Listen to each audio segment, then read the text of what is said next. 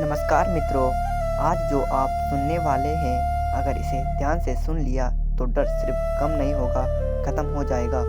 डर कभी भविष्य का, कभी लोगों का, कभी असफलता का और सबसे बड़ा डर खुद से हार जाने का। सवाल यह नहीं है कि डर क्यों आता है, सवाल यह है कि डर टिकता क्यों है, क्योंकि हमने कभी सच को पूरी तरह सुना ही नहीं। आज आप वही सच सुनेंगे। डर बाहर से नहीं आता, डर पैदा होता है अज्ञान से।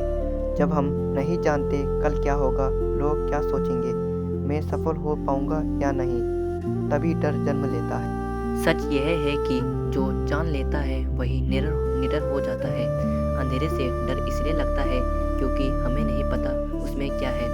जैसे ही रोशनी आती है डर अपने आप चला जाता है। भगवान ने कभी नहीं कहा डरना मत, उन्होंने कहा समझो। भगवत गीता में कहा गया है जो आत्मा को जान लेता है उसे ना मृत्यु का डर रहता है ना हार का, ना अपमान का। आप शरीर नहीं है, आप विचार नहीं है, आप वो चेतना है जो सब देख रही है। जिस दिन यह समझ आ गई, डर का आधार ही खत्म हो गया। डर हमेशा अहंकार से जुड़ा होता है। डर किसे लगता है मेरी इज्जत चली जाएगी, मैं हार जाऊंगा, लोग मुझे छोटा समझेंगे। लेकिन सच यह है कि आप पहले से ही पूरे हैं। डर कहता है अगर ऐसा हो गया तो, और सत्य कहता है तो भी तुम सुरक्षित हो। हर डर की जड़ में एक ही डर है, मृत्यु। लेकिन जिसने यह समझ लिया कि मैं मरने वाला शरीर नहीं हूँ, उसका डर वही खत्म हो जाता है। शरीर बदलेगा पर आप नहीं। जैसे कपड़े बदलते हैं वैसे ही जीवन बदलता है। जो यह जान गया वो जीते जी मुक्त हो गया। आज का इंसान ज़्यादा सोचता है, कम जीता है।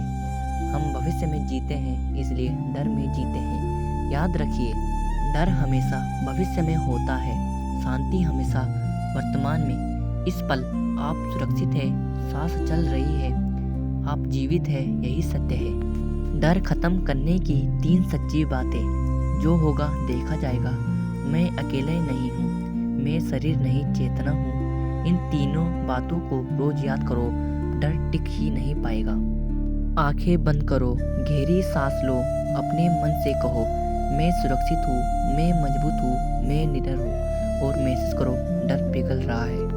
अंतिम सत्य, डर कोई शत्रु नहीं है, डर सिर्फ अज्ञान है, और ज्ञान सुनते ही डर खत्म हो जाता है। अगर आप यहाँ तक सुन पाए तो समझ लीजिए डर अब आपका मालिक नहीं रहा। वीडियो पसंद आई तो चैनल को सब्सक्राइब कर देना। धन्यवाद। जय श्री कृष्ण।